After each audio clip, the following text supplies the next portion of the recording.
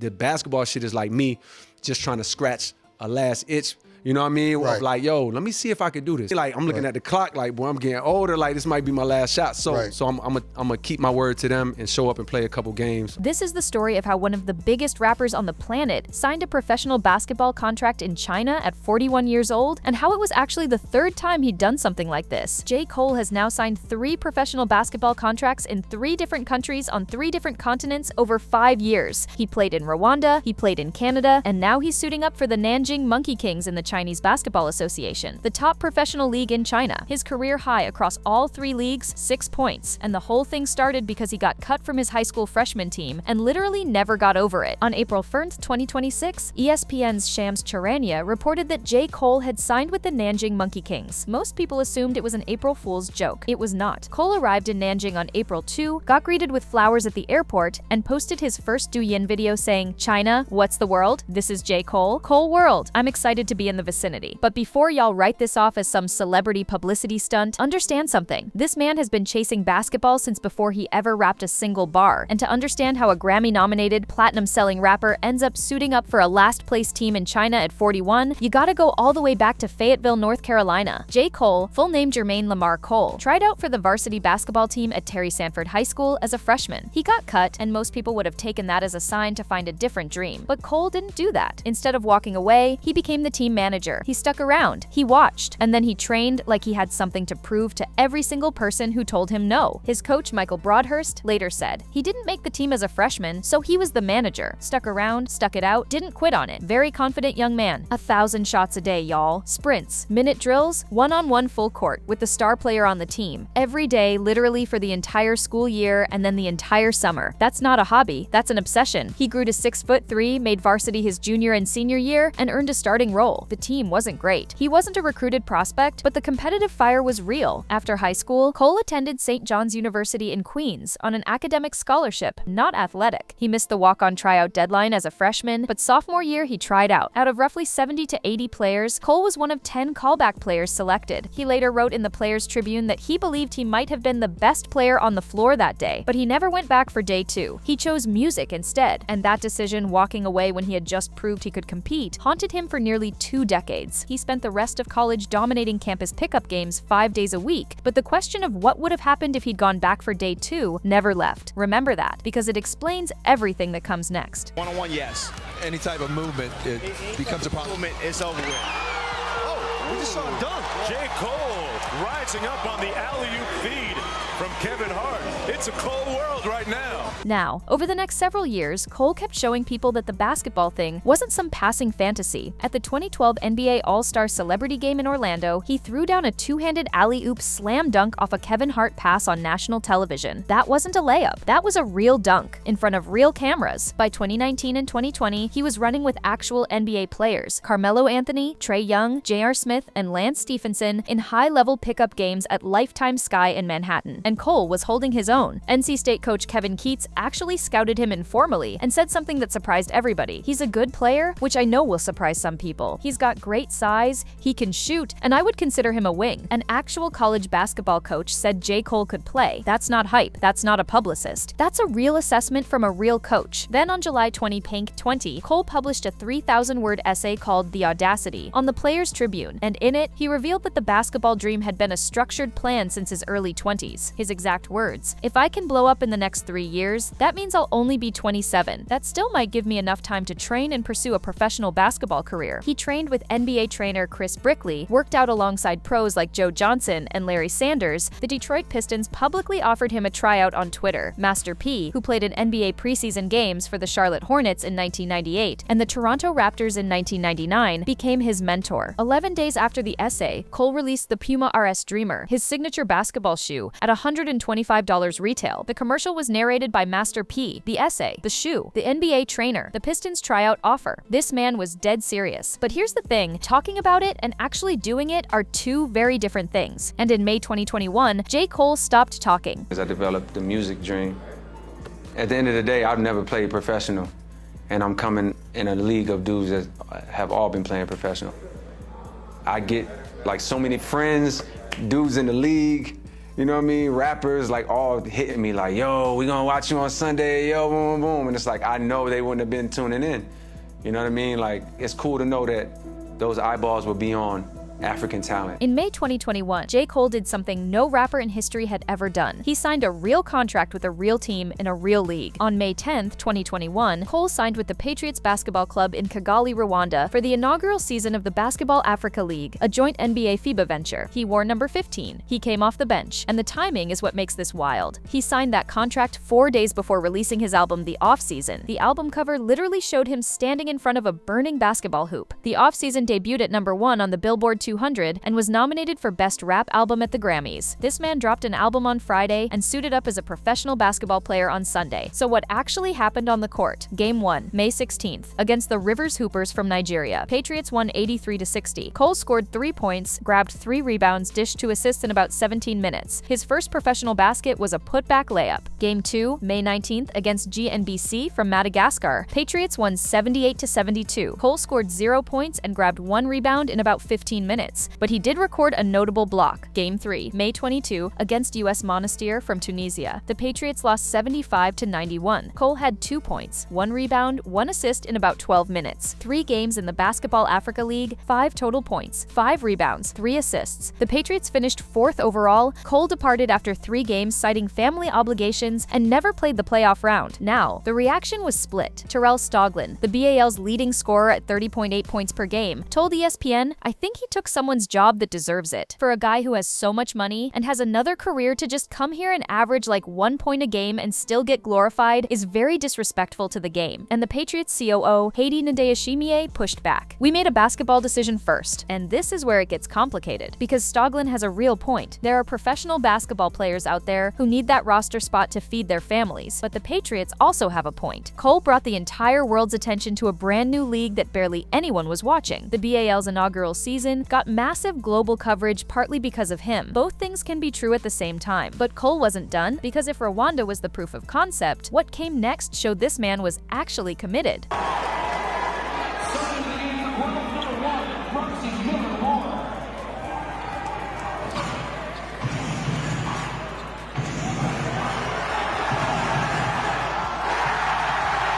In October 2021, at Drake's birthday party, Cole had a conversation that would lead to his second professional basketball contract. He discussed playing in the Canadian Elite Basketball League with Nicholas "Nico" Carino, co-founder of Drake's OVO Sound label and co-owner of the expansion Scarborough Shooting Stars. On May 19, 2022, Cole signed a standard player contract with the Shooting Stars, again number 15, and this time 4 games over 2 weeks. Game 1, May 26, on the road against the Guelph Nighthawks. Loss 80-89. Cole had 3 points, going 1 for 4 from 3 with 1 rebound in about 15 minutes. Canadian NBA players Shai Gilgeous-Alexander, Nickeil Alexander-Walker, and O'Shea Brissett were courtside for his debut. Game 2, May 29, against the Montreal Alliance. Loss 70-80. 0 points in about 4 minutes. Game 3, June 4, against the Hamilton Honey Badgers. Loss 69-84. 0 points, 0 field goals, about 6 minutes. And then Game 4, June 7, against the Newfoundland Growlers. Cole went 2 for 2 from 3-point range, scored 6 points, grabbed 2 rebounds, and the Shooting Stars won 99-81, career high. And who was sitting courtside? Drake and Denver Nuggets star Jamal Murray. You really can't make this up. His Seabull averages 2.4 points, 0.6 rebounds, 0.4 assists per game, 50% from 3, about 10 minutes per night, and here's the detail that tells you who J. Cole really is on the basketball court. His teammate Danilo Djuricic said he was there an hour before practice. His work ethic is insane. He'd sit in his spot, no phone, close his eyes, and envision himself in the game. Baby, this is a man worth an estimated $60 million sitting on a folding chair with his eyes shut, trying to manifest a 3-pointer. No phone, no entourage, just visualization. Whatever you think about J. Cole as a basketball player, you cannot question the effort. You just can't. Cole left voluntarily on June 8, 2022 to begin his concert tour, and the impact he had on the league was undeniable. Bleacher Report streamed a Canadian basketball game in the United States for the first time ever, specifically because of him. Ticket requests increased tenfold, according to Basketball Buzz. Sellout crowds crowds, 30 photographers at warm-ups for a league most Americans had never heard of. The Shooting Stars, without Cole, went on to reach the 2022 CE Bell Finals, losing 90-88 to Hamilton. Now after Canada, most people thought the basketball experiment was over. He'd checked the box, proved his point. But then something happened that changed the whole trajectory. And it had nothing to do with basketball. Between the CE Bell and the China signing, J. Cole went through probably the most embarrassing public moment of his entire music career. And this context matters. In October 2023, Cole rapped on Drake's first-person shooter with the now famous line, "Love when they argue the hardest MC. Is it K. Dot? Is it Aubrey? Or me? We the big three." Kendrick Lamar did not appreciate being grouped in with anyone, and the situation escalated fast. On April 12, 2024, Cole released 7-minute drill on Might Delete Later, taking shots at Kendrick. 2 days later, he publicly apologized at Dreamville Festival, called it the lamest, goofiest stuff, and pulled the track from streaming platforms entirely. The song had the steepest drop off the Hot 100 after a debut in chart history. According to reports, an early version of the Fall Off contained 2 Kendrick features that were scrapped after the fallout. On February 6, 2026, Cole released The Fall Off, marketed as his final album, a double album featuring Burna Boy, Erykah Badu, Future, and Thames. So think about this timeline. Cole goes through the most humbling public moment of his music career, apologizing for a diss track 2 days after dropping it. Then he releases what he says is his last album ever, and then he signs a basketball contract in China. If that's not a man trying to close one chapter and start something completely different, I don't know what is. And that brings us to the Nanjing Monkey Kings. And y'all, the way this whole thing came together is actually kind of wild. The connection started over dinner. Nanjing Monkey Kings GM Wang Zhen met Cole in the United States during the summer of 2025. Cole expressed interest in another basketball stint. The original plan was for him to play the entire 2025-26 CBA season, but the release of The Fall Off in February 2026 pushed the timeline back. So when Shams reported the signing on April 3rd, the timing couldn't have been worse for credibility. April Fool's Day, half the internet thought it was a joke. It was not. Cole arrived in Nanjing on April 2, attended a Monkey Kings game that same day, participated in warm-ups, did not play. His debut was expected around April 11th, 2026. On April 7th, he wasn't with the team for their road game against the Beijing Ducks, a game they lost 92-106 because he had a medical check scheduled. At 41, Cole is set to surpass Stephon Marbury, who retired from the CBA at 40, as the oldest overseas player in CBA history. He joins a roster that includes American players Brady Manak from UNC, Jalen Hands from UCLA, and Richard Solomon from Cal. And here's the part that really puts this in perspective. The Monkey Kings are 11-22. They're 17th out of 20 teams, not making the playoffs. The season ends April 24, which means J. Cole flew across the entire world to play maybe 2 to 5 basketball games for a last-place team in China at 41 years old. You either think that's the most absurd thing you've ever heard, or you think that's one of the most committed things you've ever seen. There is no in between. You know what? He not ass. Right. He could come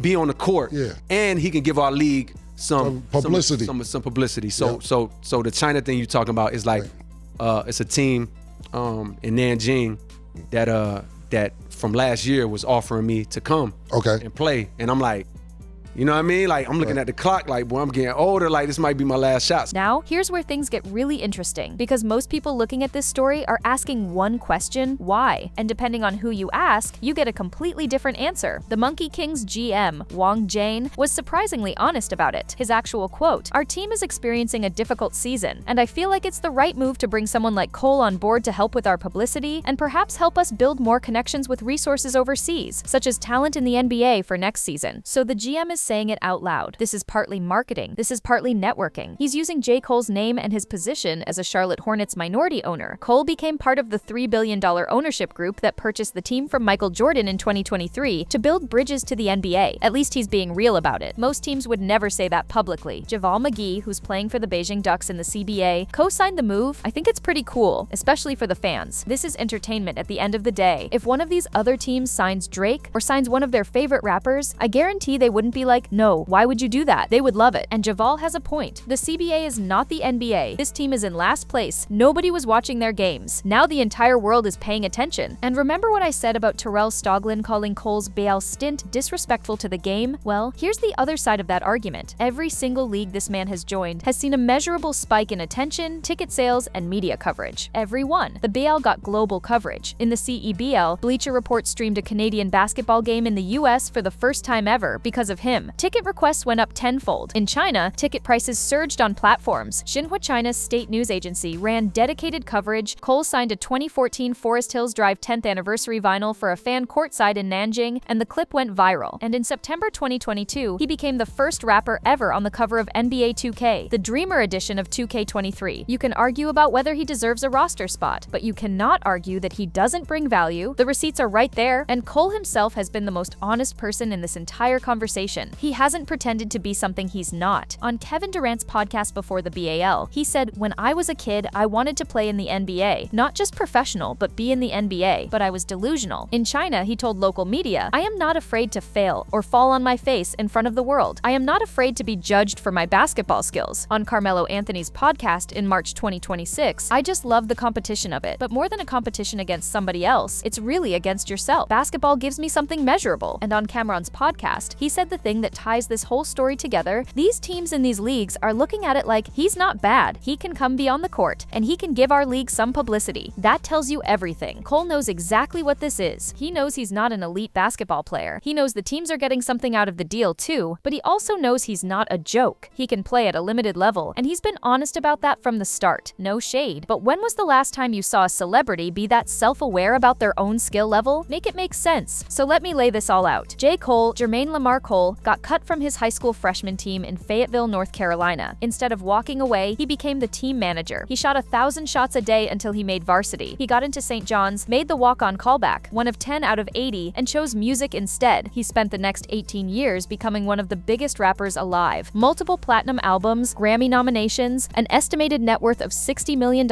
and the entire time, he never stopped thinking about basketball. Remember I told y'all to remember the question about what would have happened if he'd gone back for day 2 at St. John's? This is him answering it. 20 years later, on 3 different continents. At 36, he signed with the Rwanda Patriots. At 37, he signed with the Scarborough Shooting Stars. At 41, he signed with the Nanjing Monkey Kings. 3 contracts, 3 countries, 3 continents. A career high of 6 points, and a professional basketball career that by any statistical measure is objectively modest. But by every other measure, nobody else has ever done this. Master P tried out for the NBA twice and didn't make it past preseason. Cole skipped the NBA entirely and went to leagues where he could actually get on the court, and then he kept going back for 5 years. No shade to Master P. He became Cole's mentor and narrated his Puma commercial, but nobody has sustained this kind of multi-year athletic pursuit at the professional level. Not even close. His teammate Juritic probably said it best. He had the same focus with basketball as he does with his music, and Cole himself put it the most simply on Carmelo Anthony's podcast: "Basketball gives me something measurable. For a man who spent 20 years measuring himself against hip-hop's greatest, the basketball court gave him the one thing fame can't buy: a place where the scoreboard doesn't care who you are." As of right now, J. Cole has not played a single CBA game yet. His debut is expected April 11th, 2026. The Monkey Kings are 11-22. The season ends April 24. He might play 2 games. He might play 5, but the Fall Off World Tour, 73 dates across 6 continents, starts July 11 in Charlotte. So this CBA window is it. This might genuinely be the last time J. Cole ever puts on a professional basketball jersey. And if it is, 3 continents is a pretty wild way to go out. But now, I want to know what y'all think. Do you respect J. Cole for chasing this basketball dream across 3 continents? Or do you think he's been taking opportunities from players who actually need them? And do you think he's really done after China? Or is there another league somewhere out there waiting? Let me know your thoughts in the comment section below.